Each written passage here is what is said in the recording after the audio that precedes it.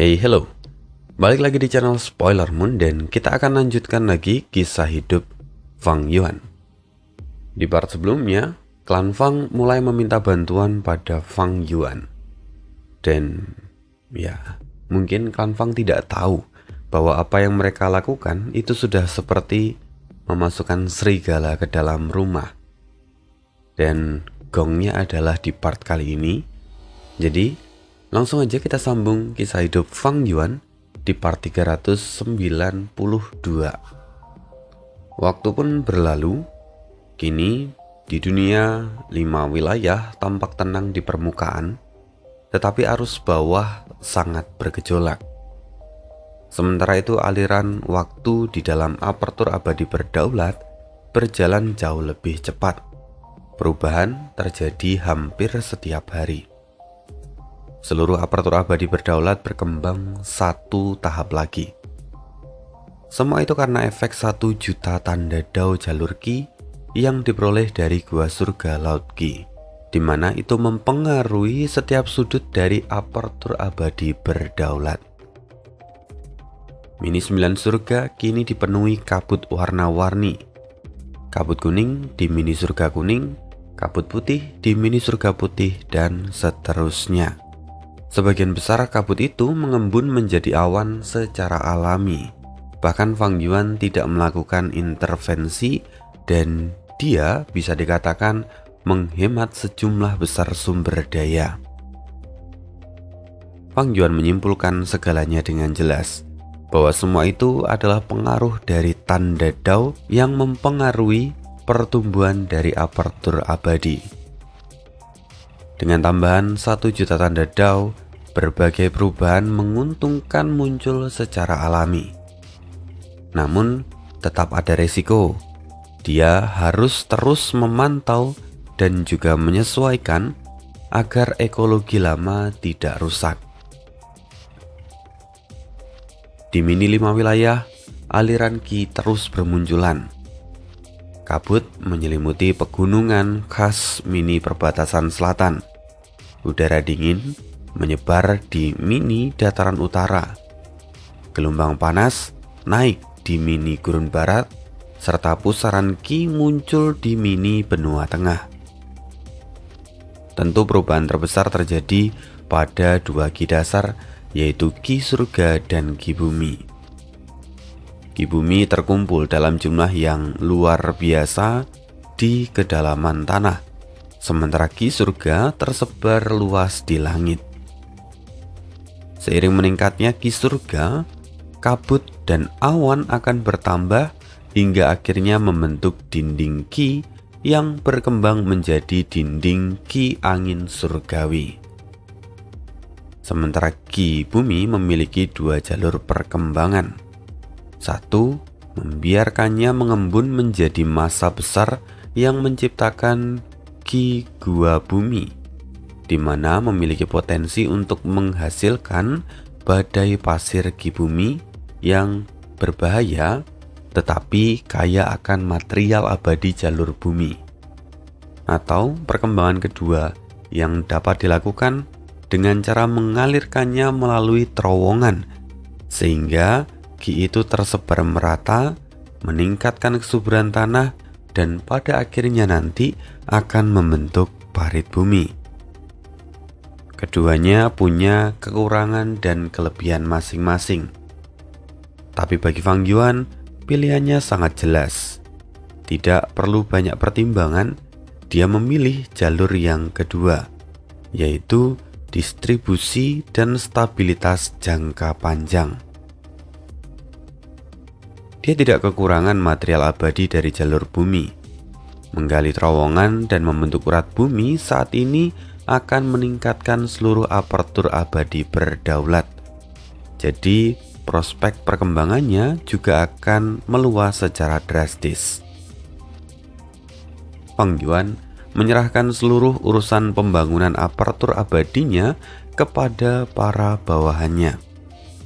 Oleh karena itu, para immortal bawahannya bekerja tanpa henti dan bahkan tidak pernah menganggur. Adapun tubuh utama Fang Yuan dia memusatkan seluruh perhatiannya untuk menumbuhkan pohon karma. Sebelumnya, Fang Yuan hanya mampu mengaktifkan pohon karma secara terbatas. Dia menggunakan Gu Bambu Dewasa peringkat 7 sebagai inti, dan juga tentu ditambah dengan beberapa Gu Immortal yang lain. Tapi karena Fang Yuan tidak memiliki Gu Immortal inti dari jalur aturan, yaitu Gu Sebab, ataupun Gu Immortal jalur kayu yang disebut Gu Akibat, Fang Yuan terpaksa menggantinya dengan sejumlah besar Gu Fana. Oleh karena itu, karena kekurangan Gu Immortal jalur kayu dan juga tingkat pencapaian jalur kayu Fang Yuan yang rendah, Fang Yuan tidak banyak berinvestasi dalam aspek ini. Dan akibatnya gerakan itu menjadi sangat rumit. Dan Fang Yuan harus mengeluarkan banyak tenaga hanya untuk mengaktifkannya saja. Gerakan pembunuh ini bahkan tidak efektif kalau digunakan dalam pertempuran. Bahkan meskipun inti yang dipakai adalah Gu Immortal peringkat 7, tetapi kekuatan dari gerakan pembunuh ini hanya setara dengan peringkat 6. Kini, setelah periode penyesuaian, meskipun kedua Gu inti utama dari gerakan ini, yaitu Gu Sebab dan Akibat, masih belum ada, tetapi Gu Bambu Dewasa kini telah diganti dengan Gu jalur kayu yang lebih cocok. Belakangan ini memang Fang Yuan telah meminta para manusia berbulu untuk menyempurnakan Gu jalur kayu dalam jumlah besar. Lalu, ditambah dengan peningkatan tingkat pencapaiannya dalam jalur kayu, gerakan pembunuh pohon karma mengalami lonjakan besar. Waktu persiapannya kini jauh lebih singkat, dan gerakan pembunuh ini juga sudah bisa digunakan dalam pertempuran nyata. Kekuatannya pun kini telah kembali ke peringkat 7. Gerakan ini jelas belum cukup untuk menghadapi peringkat 8. Paling jauh gerakan ini hanya bisa menekan peringkat 7. Tapi itu tidak masalah, karena nilai terbesarnya adalah untuk menaklukkan istana kacang ilahi. Untuk saat ini sudah cukup. Dan untuk gerakan pembunuh relokasi karma, masih belum bisa kupulihkan. Akan kukerjakan di lain waktu. Sekarang, dengan pohon karma yang telah mengalami peningkatan, Fang Yuan sangat ingin mengujinya secara langsung. Dia yakin gerakan ini akan membawa kemajuan besar dalam upaya menaklukkan istana kacang ilahi. Tapi istana kacang ilahi kini berada di markas klan Fang. Sebelumnya dia hanya membantu Fang Dicang, sehingga dia tidak memiliki kesempatan yang tepat untuk bertindak, meskipun terus berhubungan dengan istana kacang ilahi. Lantas, bagaimana dia akan bisa menciptakan peluang itu? Sebelum memikirkan skema, Fang Dicang kembali mengiriminya surat undangan supaya Fang Yuan segera kembali ke klan Fang.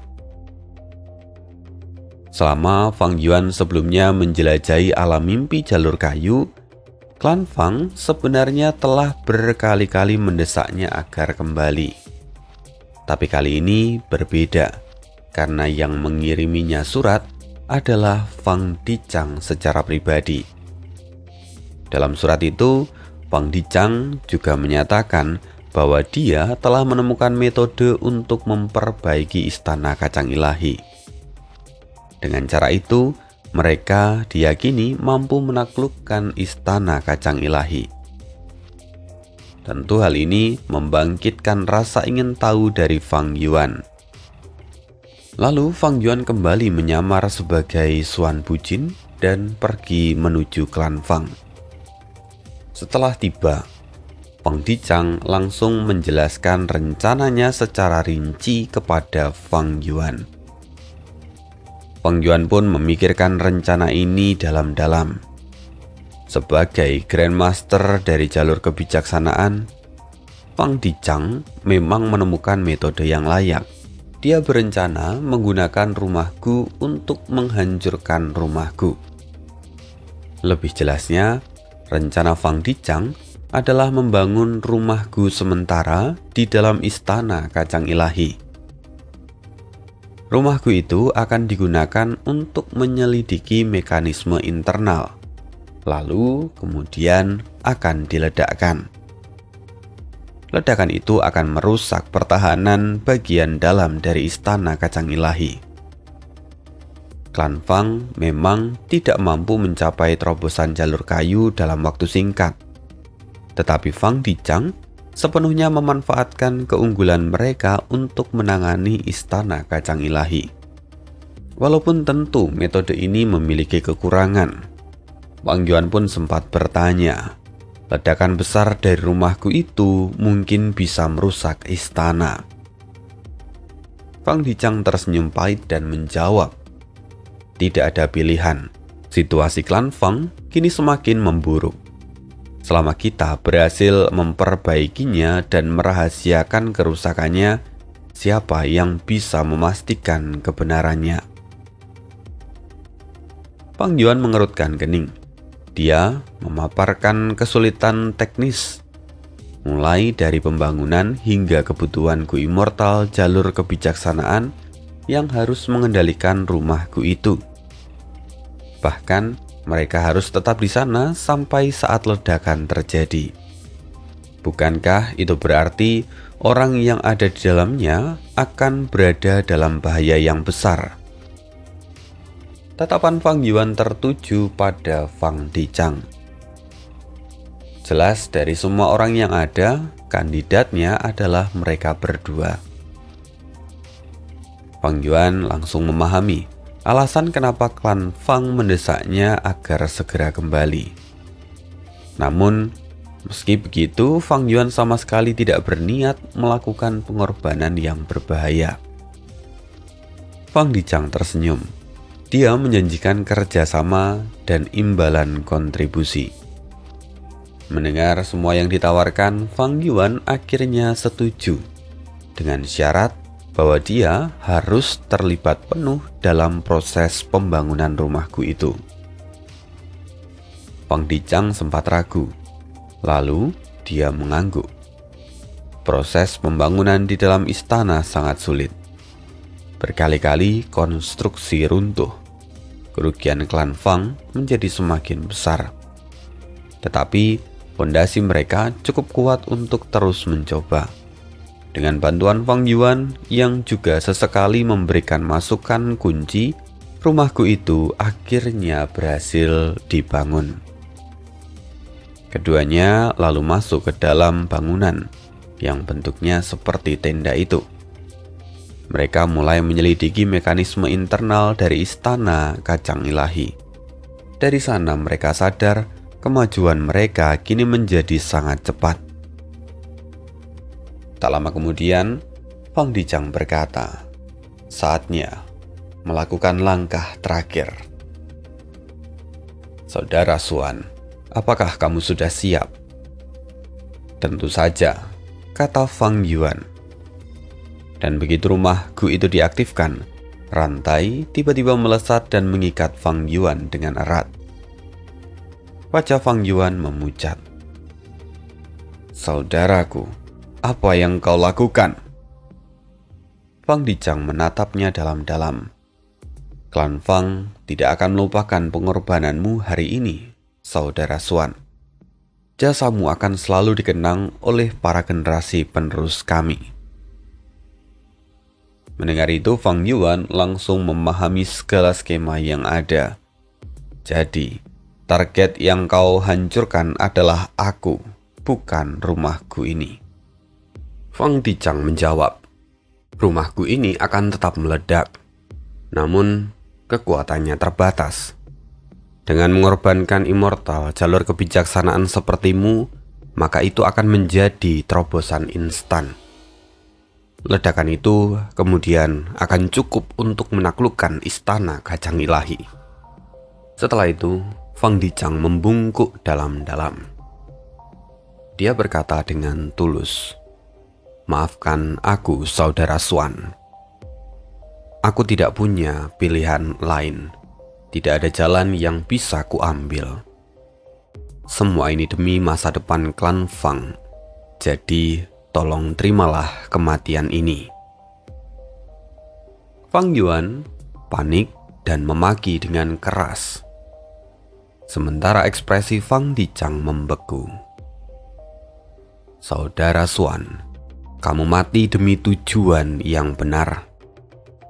Semoga kamu beristirahat dengan tenang." Fang Dichang pun mengaktifkan metode terakhir. Di sisi yang lain, Fang Gong bersembunyi di dekat istana kacang ilahi. Kini dia tampak semakin gelisah. Apa yang terjadi? Mengapa tidak ada reaksi dari dalam istana? Jangan-jangan ada masalah yang terjadi. Dia terus menghitung waktu dalam hati. Rencana untuk menjebak Fang Yuan bukan hanya keputusan dari Fang Dichang seorang diri, tetapi semua itu telah disepakati bersama dengan Fang Gong dan juga tetua tertinggi ketiga. Mereka ini sebenarnya sebagai rencana cadangan.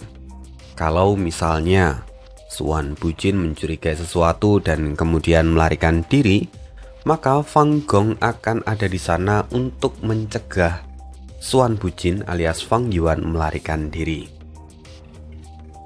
Melihat Fang Gong yang tampak tidak tenang, tetua tertinggi ketiga alias Fang Huaseng yang juga ada di sana segera menenangkannya. Tetua tertinggi pertama, mohon tetap tenang. Tetua tertinggi kedua hanya akan bertindak setelah perhitungan yang matang. Kekuatannya juga ada di atas Xuan Bujin, ditambah dengan formasi abadi di luar serta dukungan dari rumahku yang ada di dalam. Peluang Xuan Bujin lolos hampir tidak ada. Jika benar-benar terjadi sesuatu, tetua tertinggi kedua pasti sudah mengirimkan pesan. Fang Gong mengangguk pelan. "Kamu benar juga." Tepat saat itu, ledakan keras mengguncang bagian dalam istana kacang ilahi. Fang Gong dan Fang Huaseng saling bertukar pandang. "Sudah dimulai. Rumahku sudah meledak," kata Fang Huaseng. "Ayo masuk," kata Fang Gong yang segera melesat ke arah istana kacang ilahi. Di pintu istana kacang ilahi yang sebelumnya tertutup rapat, kini telah terbuka lebar. Begitu masuk, mata Fang Gong menyipit tajam. Di antara puing-puing rumahku itu, Fang Dichang terbaring dengan tubuh berlumuran darah. "Tetua kedua!" Fang Huaseng segera tiba dan langsung menggunakan metode penyembuhan. Dia memang penyembuh yang paling handal di dalam klan Fang. Dengan perawatannya, kesadaran Fang Dichang perlahan pulih. "Xuan Bujin, dia sungguh menyembunyikan kekuatannya. Meski aku berhasil menyergapnya, serangan balik yang dia buat bahkan melukaiku cukup parah. Aku perlu waktu untuk memulihkan diri. Tapi istana kacang ilahi, jangan bicara soal istana dulu. Klan Fang tidak bisa kehilanganmu. Fokuslah untuk memulihkan diri." Fang Gong memotong dengan suara tegas. Fang Huaseng pun ikut menimpali. "Benar, lukamu tidak ringan, tetua kedua. Dengarkanlah, tetua pertama. Mari, aku akan membawamu ke ruang rahasia agar penyembuhan bisa lebih maksimal." Mendengar itu, Fang Dichang perlahan menutup mata dengan lemah. "Baik." Kemudian dia dipindahkan dan dirawat selama 1 hari 2 malam penuh. Setelah selesai, Fang Huaseng menemui Fang Gong secara pribadi untuk memberikan laporan. "Bagaimana?" tanya Fang Gong. tidak ada masalah. Aku memeriksa darah, tubuh, dan jiwanya. Semuanya adalah asli. Tablet kehidupan dan lentera jiwa di aula leluhur juga tidak berubah. Tetua kedua tetaplah dirinya. Ternyata selain menyembuhkan, Fang Huaseng juga menjalankan pemeriksaan identitas rahasia. Mendengar itu Fang Gong mengangguk. Aku percaya padanya. Tetapi pemeriksaan tetap perlu dilakukan. Jalan kebenaran perbatasan selatan pernah menjadi bahan tertawaan karena disusupi oleh Fang Yuan. Kita tidak boleh ceroboh. Bahkan pemeriksaan ini juga adalah permintaan dari Fang Dichang sendiri. Ini masalah serius, tetapi Fang Huaseng tertawa ringan. Kalian terlalu berhati-hati. Xuan Bujin hanyalah seorang kultivator tunggal peringkat 7. Menghadapi kekuatan penuh dari klan Fang, bahkan sampai meledakkan rumahku, tidak mungkin dia bisa bertahan. Tatapan Fang Gong tetap terlihat berat. Meski begitu, aku harus melihat mayatnya atau jiwanya agar aku bisa yakin. Fang Dichang dengan santai menjawab. Tetua tertinggi pertama, dia adalah ahli jalur kebijaksanaan, bukan ahli jalur transformasi. Serangan baliknya pasti memicu ledakan yang menghancurkan tubuh dan jiwanya sendiri. Karena itu, kita tidak bisa menemukan tubuh dan jiwanya. Pernyataan Fang Huaseng itu memang tidak salah secara logika. Tapi entah mengapa Fang Gong merasa tidak nyaman. Hari itu pun berlalu. Di ruang rahasia, Fang Dichang yang terbaring perlahan membuka mata. Sudah lewat sehari semalam sejak laporan diberikan. Sepertinya aku berhasil menipu mereka. Gumam Fang Dichang dalam hati, di mana sebenarnya dia bukanlah Fang Dichang yang asli. Orang ini adalah klon dari Fang Yuan. Bagaimana itu bisa terjadi? Kita akan kembali ke masa di mana Fang Dichang mencoba menjalankan rencananya. Setelah meminta maaf dan meminta Fang Yuan mati dengan tenang, Fang Yuan tampak panik dan memaki Fang Dichang dengan penuh amarah. Fang Dichang pun lalu mengaktifkan metode terakhir. Tetapi ketika itu tidak ada yang terjadi. Fang Dichang agak kaget. Dia kembali mencobanya sekali lagi. Tapi lagi-lagi tak ada yang terjadi. Apa yang sebenarnya terjadi di sini? Pupil mata Fang Dichang mengecil. Wajahnya berubah drastis. Dia memeriksa situasi dengan cepat. Dia menatap Fang Yuan dengan raut tidak percaya. Mustahil. Bagaimana bisa kau merusak rumahku ini? Ekspresi panik yang ditunjukkan Fang Yuan lenyap seketika.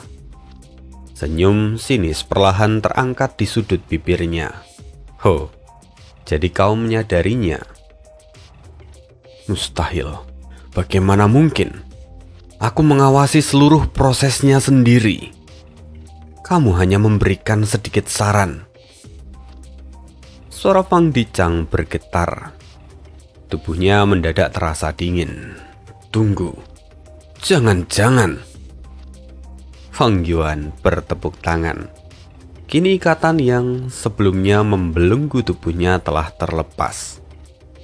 Dia berkata, sungguh, kamu memang layak disebut sebagai Grandmaster jalur kebijaksanaan. Kamu menyadarinya dengan cepat. Benar bahwa aku hanya memberikan beberapa saran dan kamu menerimanya. Rumahku ini memiliki banyak bagian yang terhubung langsung dengan istana kacang ilahi. Itulah kondisinya sekarang. Kamu membangun formasi di luar dan rumah Gu di dalam untuk menembus istana kacang ilahi.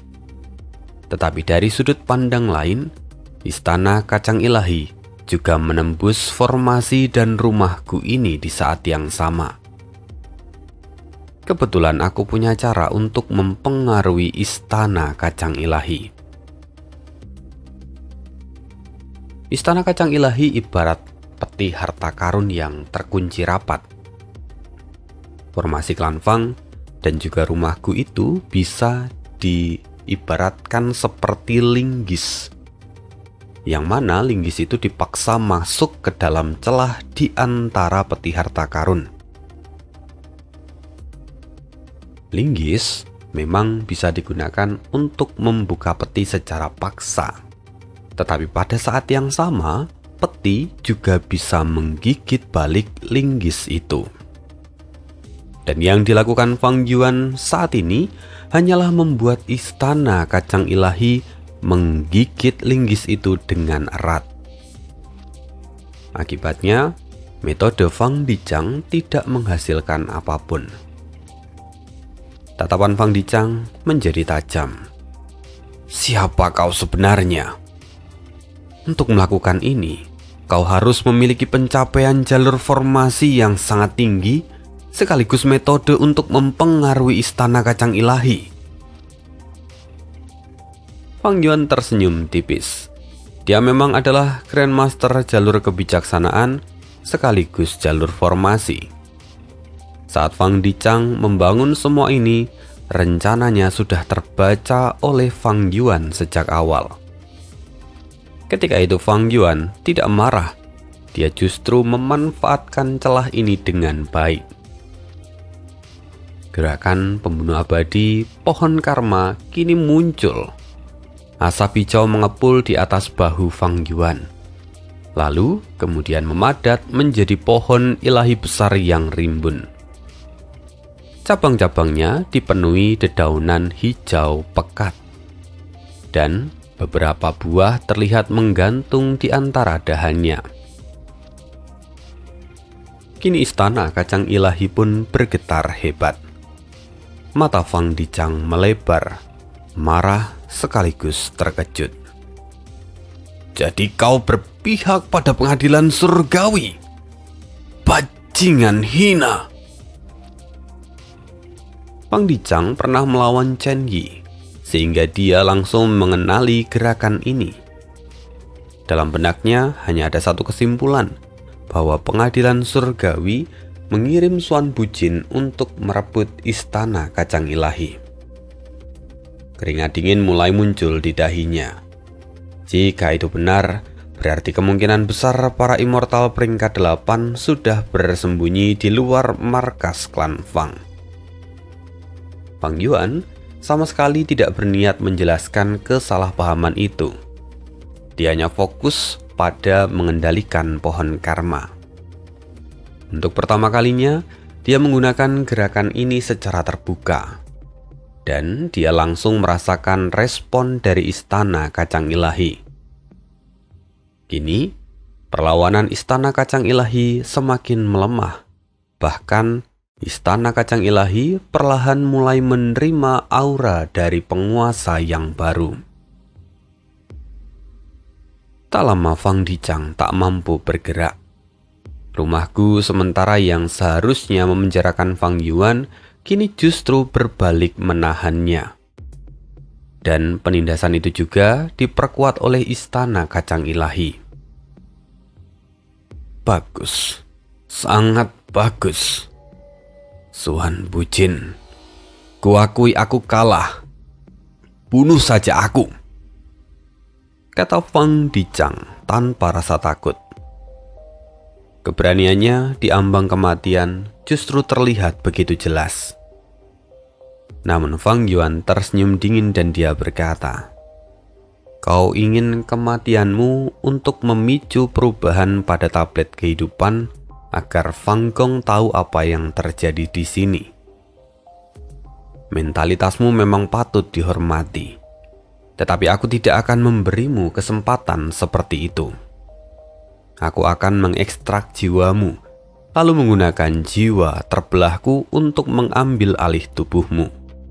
Selama tubuhmu tidak mati, jiwamu tidak hilang, maka tablet kehidupan tidak akan bereaksi. Dan mulai sekarang, jiwa terbelahku akan menggantikanmu dan menyusup ke dalam klan Fang. Semua ingatan dan pengalamanmu akan menjadi milikku. Fang Dicang mendengus. Mustahil, perbedaan jiwa pasti akan terdeteksi. Selain itu, waktumu juga terbatas. Jika aku tidak muncul sesuai jadwal, mereka akan langsung menyerbu kemari. Xuan Bujin, bekerja samalah dengan klan Fang. Pengadilan surgawi hanya memanfaatkanmu saat ini. Kata-kata Fang Dicang tajam dan logis. Tapi Fang Yuan hanya tersenyum sambil menatapnya tanpa berkedip. Tatapan itu justru membuat wajah Fang Dicang memucat. Karena tiba-tiba sebersit pikiran muncul di benaknya. Ada kemungkinan yang lebih mengerikan yang kini terpikirkan olehnya. Mustahil. Kau memainkan semua ini sejak awal. Untuk melakukan ini, kau butuh jalur formasi, jalur kebijaksanaan dan metode jiwa yang sangat tinggi. Kau bukan utusan pengadilan surgawi. Kau Fang Yuan? Wajah Fang Dicang pucat pasi. Dia akhirnya mengerti. Pohon karma tidak menunjukkan bahwa Xuan Bujin dari pengadilan surgawi. Karena Chen Yi sudah mati di tangan Fang Yuan. Fakta itu bahkan dipublish di toko kuning. Jadi semua pihak tahu. Perlahan tepuk tangan terdengar. Kamu sekali lagi memang pantas disebut sebagai Grandmaster jalur kebijaksanaan, kata Fang Yuan dengan santai. Fang Dicang menelan ludah. Tunggu, kita bisa bekerja sama. Klan Fang punya ketulusan dan kekuatan. Fang Yuan. Kata-kata itu kemudian terputus. Mata Fang Dicang mendadak melebar. Pembuluh darah di dahinya menonjol. Wajahnya memerah seolah dicekik dengan tangan yang tak terlihat.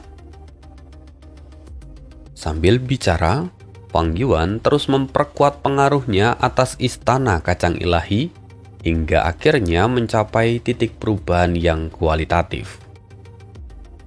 Fang Yuan, kita bisa bicara.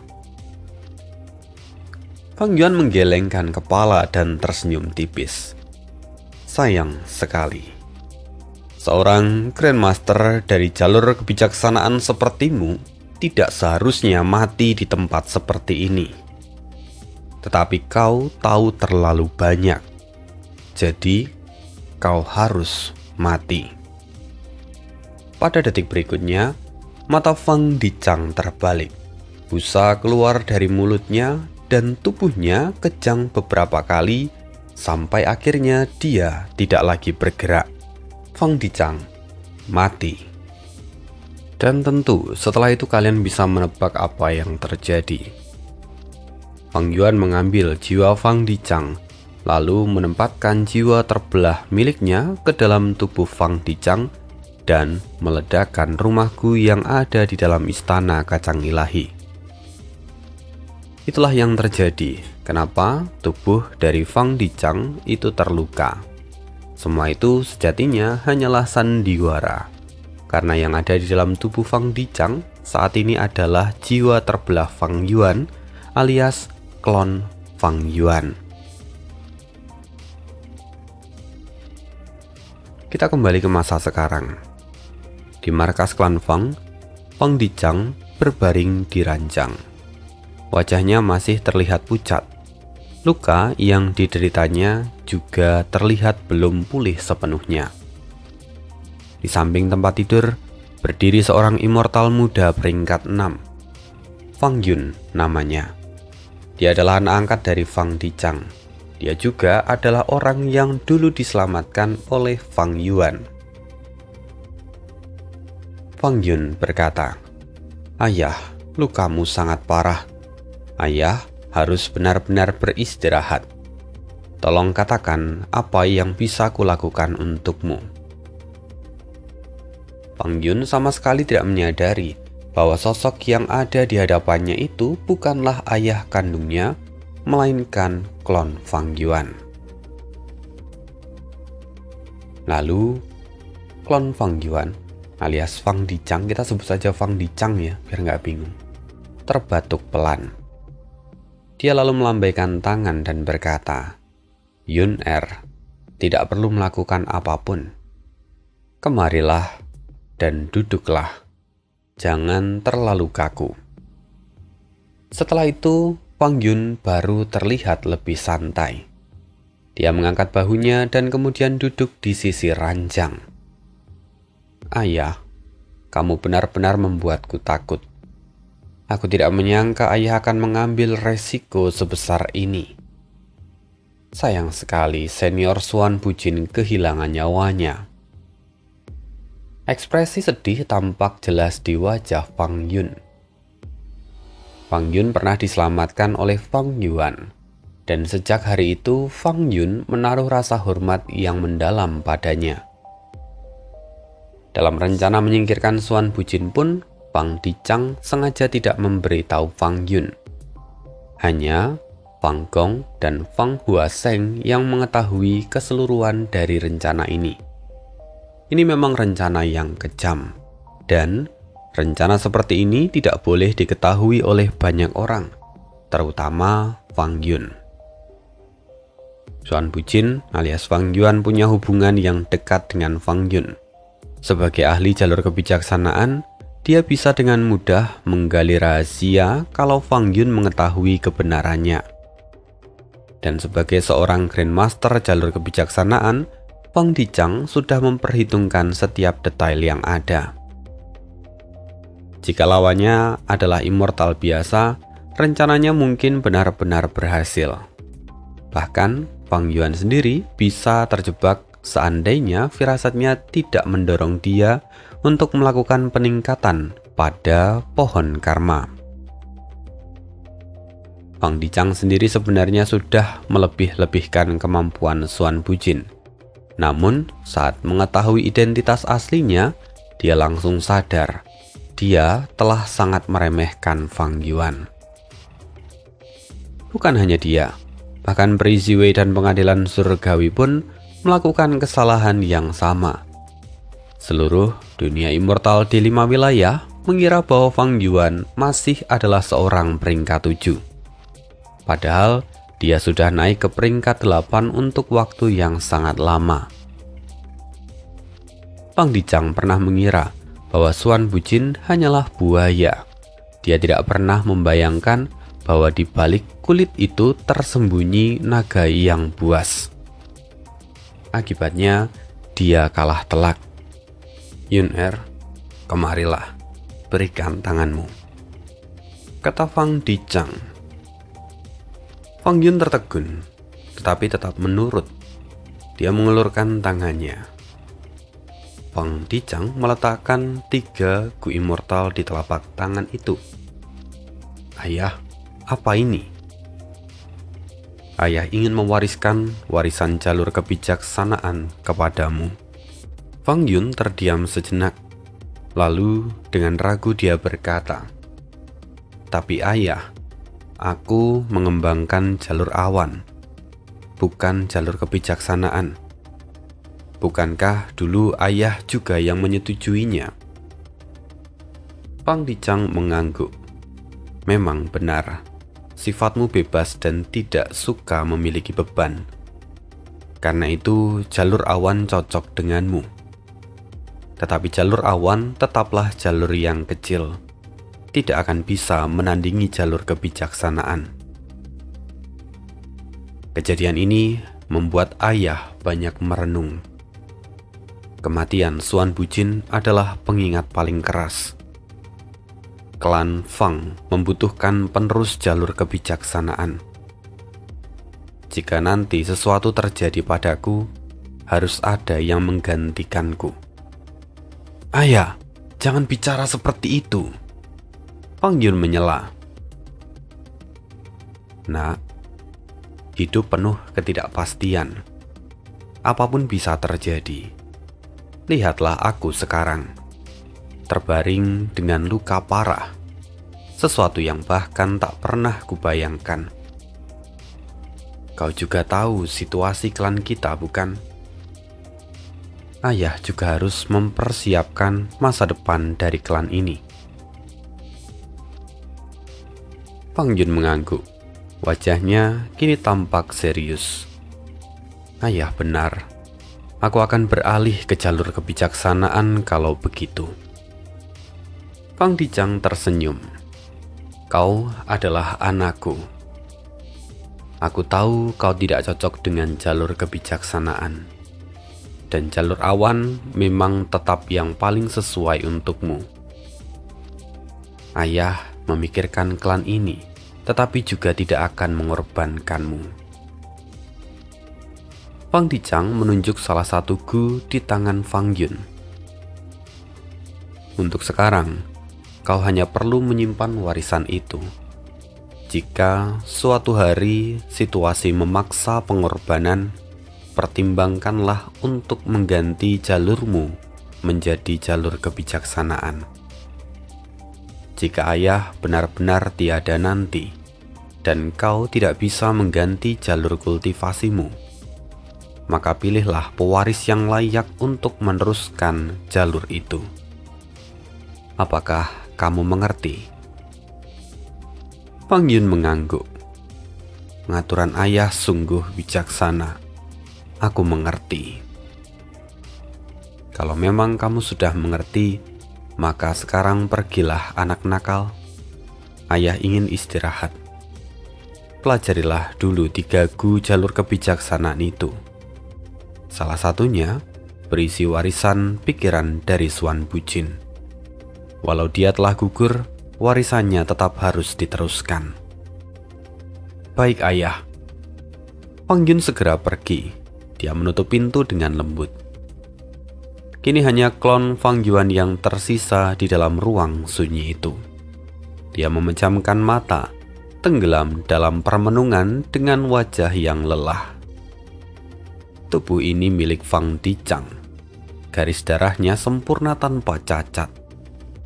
Fang Dicang juga belum mati, sehingga tablet kehidupan pun tidak menunjukkan perubahan apapun. Jiwanya sudah ditangani oleh tubuh utama. Setelah pemisahan jiwa, berbagai metode jiwa digunakan. Ditambahkan keunggulan aliran waktu di dalam apertur abadi berdaulat, membuat jiwa dan tubuh ini menyatu tanpa celah. Tapi itu masih belum cukup. Pikirannya beralih pada Fang Gong. Walau interaksi Fang Yuan dengan Fang Gong tidak banyak, dia memahami wataknya dengan sangat jelas. Dari luar, Fang Gong tampak berani dan ceroboh, seolah dia tidak memperhatikan detail kecil. Tetapi di balik sikap itu, dia sangat teliti dan penuh dengan perhitungan. Hal ini terlihat saat dia menjebak Chen Yi. Sebagai immortal peringkat 8, dia sengaja menyembunyikan kultivasinya dan menyamar sebagai immortal biasa. Begitu momen tepat muncul, dia meledakkan kekuatan aslinya dan menghantam Chen Yi tanpa ampun, membuat Chen Yi menderita kerugian besar. Fang Yuan tahu, untuk mengelabui orang seperti dia, sekedar meninggalkan celah saja tidaklah cukup. Dia juga harus bermain peran dengan sempurna. Apa yang terjadi barusan adalah bagian pengaturan Fang Yuan, dan hasil dari pengaturan itu langsung terlihat jelas. Di sisi lain, Fang Gong menerima laporan. Tetua kedua sengaja menyerahkan warisan jalur kebijaksanaannya kepada Fang Yun. Orang yang memberikan laporan itu adalah cucu kandungnya, Fang Leng. Fang Leng sedikit lebih tua daripada Fang Yun. Hubungan mereka sangat dekat, sehingga Fang Yun tidak menyembunyikan apapun darinya setelah menerima warisan dari Fang Dicang.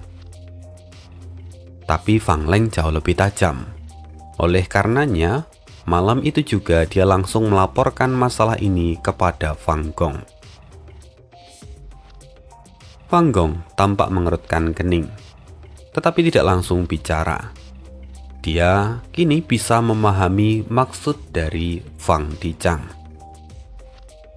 Tekanan eksternal terhadap klan Fang kini semakin besar, tetapi pergolakan internal juga tidak bisa diabaikan.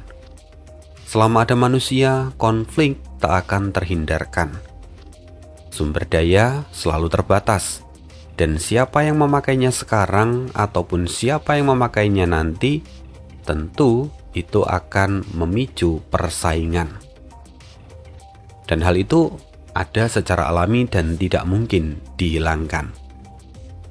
Di dalam klan Fang sendiri, dua faksi terbesar adalah faksi milik Fang Gong dan juga faksi milik Fang Dicang. Keduanya memang bekerja sama, tetapi juga bersaing di saat yang sama. Faksi Fang Gong memiliki dua tetua tertinggi, yaitu tetua ketiga Fang Huaseng dan Fang Gong sendiri. Sementara faksi Fang Dicang hanya dia, di mana Fang Dicang juga hanya peringkat 7.